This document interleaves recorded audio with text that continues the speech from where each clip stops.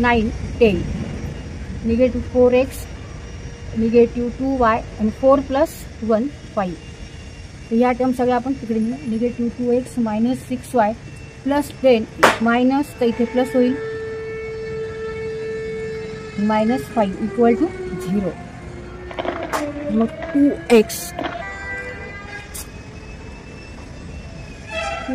minus 6y plus 2y minus 4y 10 minus 5 plus 5 equal to 0. Now this is the required equation.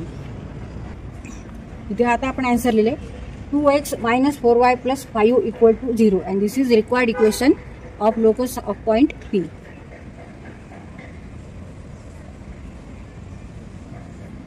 तर हे आपण equation काढले. इथे आपण काय काय वापरले, डिस्टन्स फॉर्म्युला वापरलाय आणि इथे एक आपण point P is on any required plane or locus म्हणू शकतो, required